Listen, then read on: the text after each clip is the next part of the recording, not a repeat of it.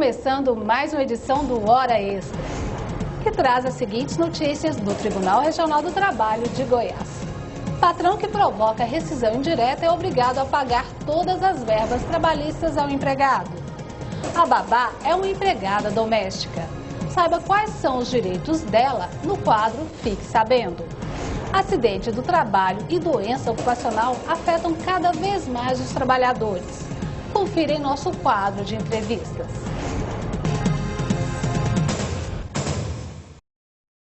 É comum ver o trabalhador que comete falta em serviço ser demitido pelo empregador. Mas quando é o patrão que pratica uma falta grave, o funcionário que se sentir prejudicado pode pedir a rescisão do contrato de trabalho. É a chamada rescisão indireta. Caso o dono da empresa incorra em práticas abusivas ou exigências descabidas contra o empregado, a lei trabalhista prevê o fim da relação de emprego e assegura proteção ao trabalhador. Essa situação configura a chamada rescisão indireta ou despedida indireta, que acontece quando a falta grave é cometida pelo empregador. O trabalhador precisa se cercar de alguns cuidados para não sofrer prejuízos quando se deparar com situação em que estiver sendo prejudicado por atos praticados pelo proprietário da empresa ou até mesmo pelo chefe. Ele pode pedir demissão? Qual a atitude que deve fazer?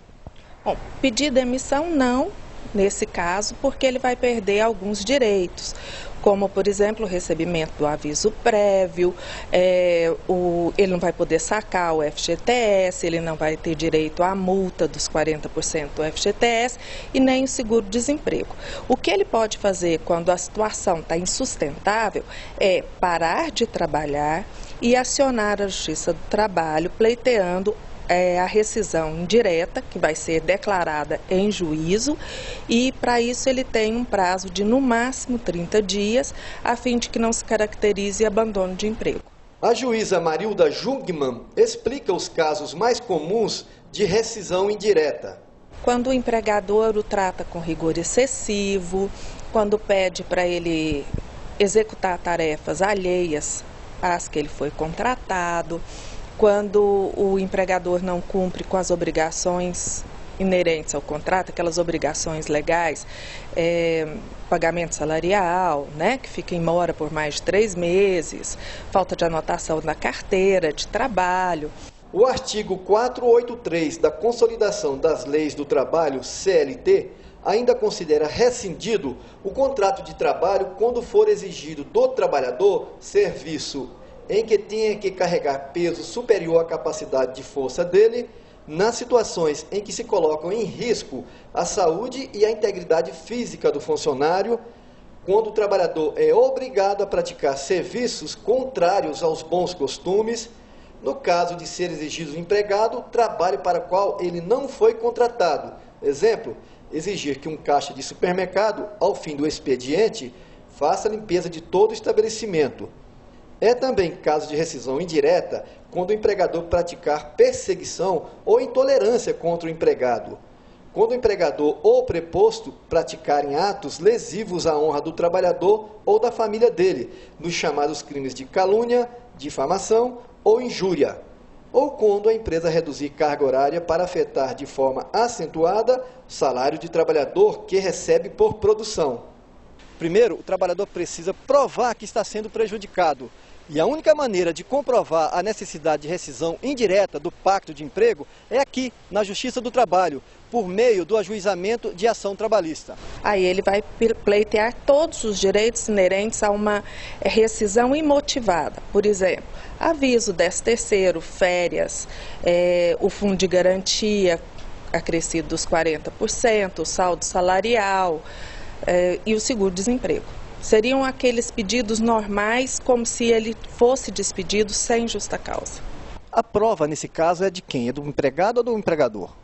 Nesse caso, como o empregado estará pedindo uma rescisão indireta, na qual ele alega o cometimento de uma falta grave por parte do empregador, a ele cabe o ônus dessa prova. E ele terá que desincumbir desse ônus de forma cabal, satisfatória, ao ponto de convencer o juiz de que realmente houve a prática deste ato faltoso por parte do empregador. Quais os direitos de uma babá? O cumprimento das normas trabalhistas, a qualificação e o mercado de trabalho? Veja agora no quadro Fique Sabendo. A profissão de babá é uma das chamadas profissão de livre formação. Existem atualmente cursos, treinamentos e workshops que auxiliam no desenvolvimento destas profissionais. Mas um bom currículo é muito importante na hora da contratação, pois as referências são a garantia dos pais. Hoje em dia, a maioria dos pais, na hora da contratação, tem solicitado para trabalhar como babás técnicas em enfermagem, professoras, pessoas com experiência na área de pedagogia e capazes de cuidar de crianças recém-nascidas ou com necessidades especiais. Os salários variam de R$ 465 a R$ 900 para babás sem qualificação específica e de R$ 800 a R$ 1.300 para técnicas em enfermagem, professoras e pedagogas. A profissão, que ainda não foi regulamentada, segue a legislação das empregadas domésticas, assim como todos que prestam serviço contínuo dentro de uma casa. Babá é um dos empregados domésticos. Há muita confusão a respeito.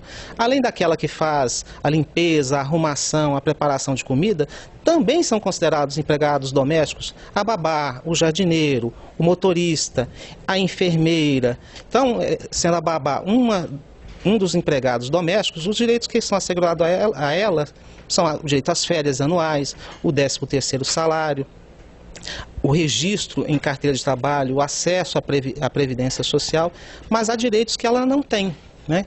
Como, por exemplo, o FGTS. O FGTS constitui para o trabalhador doméstico uma possibilidade. Enquanto o empregado geral tem direito ao FGTS, como regra, o empregado doméstico só terá FGTS se o seu empregador fizer a opção por recolher o FGTS. O seguro-desemprego. Todo trabalhador regido pela CLT tem direito ao seguro-desemprego. O trabalhador doméstico só terá direito ao seguro-desemprego da mesma forma, se o empregador fizer a opção, a escolha, ele não está obrigado, portanto, de fazer o recolhimento do FGTS. Não tem o direito ao limite de jornada, ao adicional noturno. Então, são realmente um leque menor de direitos. A presidente do Sindicato dos Trabalhadores Domésticos, Rosária de Oliveira, afirma que não há a procura pela filiação. Na hora da filiação, não, que elas não gostam de afiliar, elas não gostam de contribuir ao sindicato, mas a procura para defender o seu direito e receber do seu patrão, que tem muitos que alega a pagar para elas, aí tem muita procura. O segredo dessa profissão, segundo as próprias babás, está no amor, no carinho, na troca de afeto entre elas e as crianças. E você gosta de ser babá? Eu amo. Criança é o melhor carinho que você retribui, você tem em dobro. Sempre é ótimo. É impossível não gostar. Quem não se dá bem com criança não pode não se dar bem com ser humano nenhum. Confira no próximo bloco a entrevista com os juízes Edson Bacari e Mânia Pina, que falam sobre acidente do trabalho e saúde ocupacional.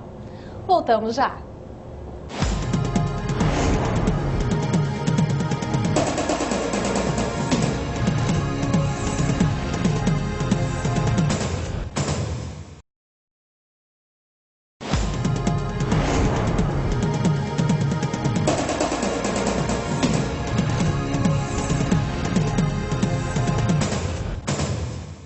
O acidente do trabalho e a manifestação das doenças ocupacionais vem afetando empregados de ambos os sexos em diferentes estágios e circunstâncias de suas vidas produtivas.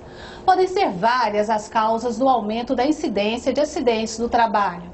Entre elas, as novas formas de organização do trabalho e a maior utilização da mão de obra em razão do aparecimento de novas tecnologias e situações de risco.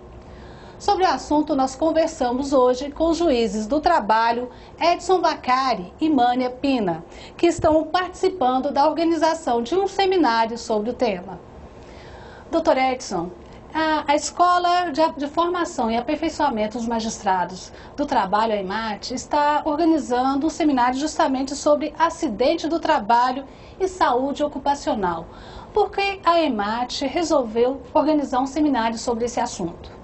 Esse seminário acontecerá entre os dias 10 e 12 de setembro, agora de 2009, para juízes, servidores, advogados, médicos e peritos. E tem como objetivo a discussão do tema, porque para nós, na Justiça do Trabalho, esse tema é novo e ele é decorrente da emenda constitucional número 45. Então há necessidade de discutirmos e aprofundarmos conhecimento a respeito da matéria relacionada ao acidente de trabalho e à saúde ocupacional.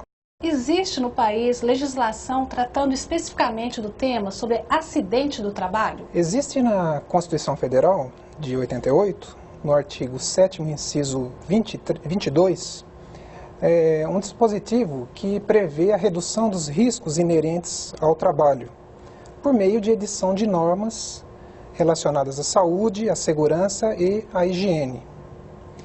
Bom, nas normas regulamentares do Ministério do Trabalho também tem diversas situações de organização do trabalho, da saúde, higiene, de um modo geral, né? E, de certa maneira, o empregador, não é porque o empregador cumpre essas normas regulamentares que ele está descompromissado com a saúde do trabalhador. Porque ainda existem normas nos acordos coletivos e convenções coletivas e normas de construção e de sanitárias dos municípios e estados. Então, de um modo geral, essas disposições se referem à saúde do trabalhador, propriamente dita, né? E também relacionadas ao acidente de trabalho. Mas pode se considerar, então, que o trabalhador está amparado legalmente? Pela Constituição Federal, sim. E, de toda forma, há um princípio na Constituição Federal de 88 da dignidade da pessoa humana. Então, ainda que não existissem as normas de proteção, por esse princípio seria possível deferir alguns direitos aos trabalhadores em decorrência do acidente de trabalho. E, doutora Mane, essas normas que o doutor Edson acabou de citar são recentes? A tutela jurídica do empregado acidentado começou a receber uma maior atenção, naturalmente, com a Revolução Industrial no final do século XIX. No Brasil, o primeiro dispositivo que se tem notícia e que trata do tema, ainda que de uma forma muito rudimentar, está contido no Código Comercial de 1850. Ao longo do século passado, várias normas foram sendo sucessivamente editadas e o que a gente observa no estudo dessas normas é que elas foram evoluindo no sentido de delimitar melhor conceitos, ampliar esses conceitos e delimitar de uma forma mais concisa, mais pertinente, a responsabilidade do empregador. Culminou atualmente com a Constituição Federal, que é a matriz de todo esse ordenamento jurídico no nosso país, certo? E atualmente a Lei 8.213 de 91, nos seus artigos 19 a 23, traz o conceito de acidente do trabalho e doenças, e acidente do trabalho típico e acidente do trabalho por equiparação, que é o caso das doenças relacionadas ao trabalho. E há muitos casos de desrespeito a essas normas? Infelizmente, a nossa realidade, a realidade do magistrado trabalhista, nos faz constatar que há muitos casos de desrespeito a essas normas e o que se deve também por novas dinâmicas empresariais. Então, o que acontece, às vezes, vamos dar um exemplo, um trabalhador, uma empresa de exploração de minério. O início dessa atividade econômica pode gerar O aparecimento de uma doença ocupacional relacionada a algum resíduo, algum componente que não é bem estudado, ele ainda não está monitorado. Então, infelizmente, esses trabalhadores estão na linha de frente dessa doença relacionada ao trabalho. Só se vai saber que aquilo causa algum problema com o passar do tempo, com estudos, com observações. Então, é um caminho árduo em termos de doença relacionada ao trabalho e precisa de muita observação. Poderia-se dizer ainda que o empregador desconhece boa parte dessas normas que previnem o acidente do trabalho em suas empresas? A CLT faz uma previsão de que os riscos da atividade econômica são do empregador. Então, o empregador tem que estar bem assessorado por meio de um departamento jurídico, consultoria. Até o seu contador precisa informar os dirigentes da empresa a respeito da observância das normas referentes à saúde, segurança e higiene, de forma que se evite o acidente de trabalho, né? Ou pelo menos reduza o seu risco. O empregador também, quando cede os equipamentos de proteção individual, cabe fazer a fiscalização se o empregado utiliza ou não aquele equipamento. Isso é obrigação do empregador. Não basta apenas fornecer o equipamento de proteção, mas sim também fiscalizar. Nós vamos para o rápido intervalo e voltamos já. Hoje falando sobre acidente do trabalho e saúde ocupacional.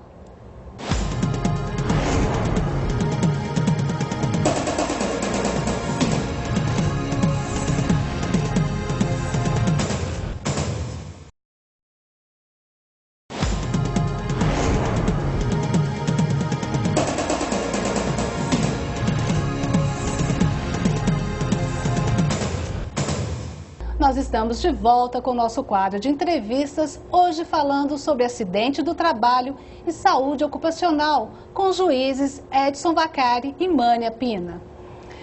Doutora Mânia, como a Justiça do Trabalho tem julgado pedido de indenização moral ou material em razão do acidente do trabalho? São instruções difíceis e que demandam uma prova, um elemento probatório que eu reputo fundamental, que é a perícia médica, no caso de doenças do trabalho, doenças relacionadas ao trabalho. Um bom laudo pericial praticamente elucida todas as questões postas nessas ações. No caso de doença mental em razão do ambiente de trabalho, é fácil comprovar? Há uma necessidade, sim, do laudo pericial e a questão relacionada ao nexo causal, que é complexa, porque haverá necessidade de uma intervenção por parte dos representantes das partes mais intensa a respeito desse meio de prova, essa perícia a ser realizada, né? É um caso específico e complexo, né? Tudo dependendo da prova pericial. E é fácil mensurar o valor do dano moral? Até o material fica mais fácil, mas o dano moral, no caso do acidente do trabalho? Nós não temos regras específicas para estabelecermos os valores das indenizações.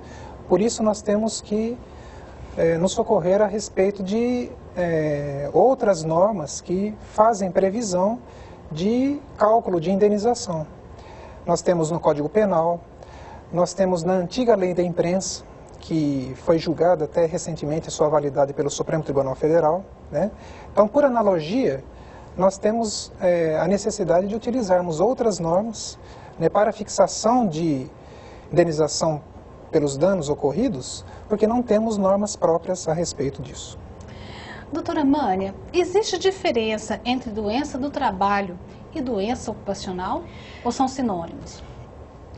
Tem uma diferença sutil.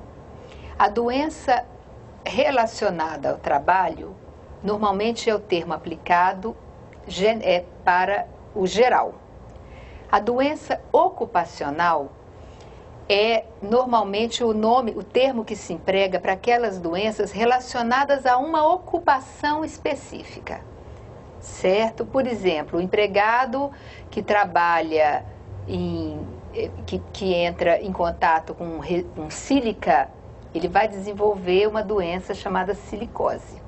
Então, a silicose é uma doença relacionada ao trabalho e especificamente uma doença relacionada àquela ocupação. Doutor Edson, nós conversamos no bloco anterior que ainda há um desrespeito por parte do empregador com relação a essas normas existentes para prevenir o acidente do trabalho. Como o judiciário pode atuar para coibir, para evitar ou inibir que o desrespeito continue? O judiciário trabalhista atua por meio de ações individuais ou por meio até de ação civil pública, julgamento, né, desses tipos de ações. O Ministério Público promove a ação civil pública quando ele se depara com alguma situação em que o empregador não esteja cumprindo alguma norma para proteção da saúde, segurança e higiene do trabalhador, e aí cabe um julgamento e cabe a imposição de indenização nessas ações.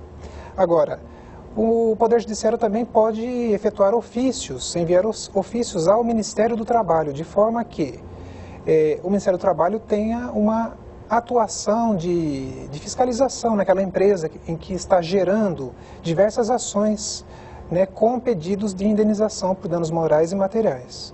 Então, quando surge uma ação individual ou uma ação civil pública, né, em que se verifica que aquela situação é reiterada, há expedição de ofício ao Ministério Público para até, de certa maneira, imposição de multa por parte do Ministério Público, do Ministério do Trabalho, e, dependendo da situação, fechar aquela atividade do empregador, né? Impedir que o empregador continue naquela atividade. Seria uma atuação conjunta com a Superintendência Regional do Trabalho e Emprego? O Poder Judiciário não determina que o Ministério Público efetue a multa e feche. Aí o Poder Judiciário, no julgamento, ele oficia informando que ocorrem aquelas situações, estão ocorrendo, são reiteradas, e aí cabe administrativamente o Ministério do Trabalho atuar para que tenha imposição de multa ou até fechamento da atividade empresarial. Mesmo no sentido de educar o empregador, que às vezes não tem ciência da gravidade da gravidade do desrespeito à norma. Para finalizar, doutora Mânia, eu queria saber, é difícil para o trabalhador provar o nexo causal entre a atividade que ele está exercendo e problemas mentais que ele possa vir a ter? Não é questão de ser difícil ou não. É perfeitamente possível. Tem uma especialidade médica, a medicina do trabalho, que tem todo o arcabouço científico para elucidar esse nexo, caso ele seja comprovado. Então, a gente muitas vezes pensa, porque é uma doença mental, é mais sutil, né? Mas não, tem possibilidade do trabalhador comprovar a existência desse nexo de causalidade. Friso mais uma vez, desde que amparado por uma prova pericial bem elaborada. Vocês estão organizando agora para setembro seminários sobre acidente do trabalho e saúde ocupacional. Qual é o programa deste evento? Qual é a programação deste evento? Bem, esse evento, a princípio, está dividido em 2 módulos distintos. O primeiro, que vai acontecer agora em setembro, tem um enfoque mais direcionado à área médica, as questões médicas que envolvem essas ações, e o segundo, a questões jurídicas. Me atendo ao primeiro módulo, que vai acontecer entre 10 e 12 de setembro, o objetivo desse seminário é trazer para a comunidade jurídica trabalhista do nosso estado conceitos relacionados a acidente do trabalho e doenças relacionadas ao trabalho, valendo aqui a observação que são 4 grandes grupos de doenças relacionadas ao trabalho e todas elas vão ser abordadas no nosso seminário. São elas as doenças mentais, as intoxicações e envenenamentos, as doenças relacionadas ao sistema osteomuscular e as patologias de voz e perdas auditivas. E quem quiser participar do seminário, o que tem que fazer, doutor Edson? Deve entrar em contato com a Escola da Magistratura da 18ª Região e efetuar a inscrição. Eu conversei com o juiz do trabalho, Edson Vacari e Mânia Pina, que estão organizando o seminário sobre acidente do trabalho e saúde ocupacional. Doutor Edson, muito obrigada pela presença. Doutora Mânia, muito obrigada. Agradeço. Agradecemos.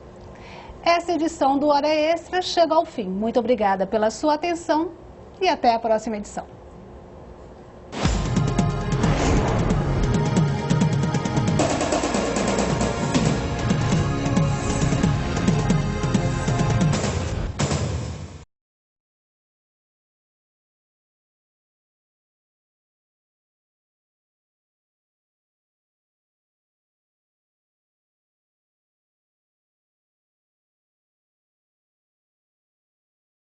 Olá, no Hora Extra desta semana você confere as seguintes notícias.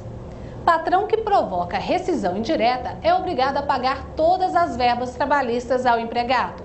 A babá é uma empregada doméstica. Saiba quais são os direitos dela no quadro Fique Sabendo. Confira ainda a entrevista sobre acidente do trabalho e saúde ocupacional com os juízes Edson Vacari e Mânia Pina. Aguardamos você!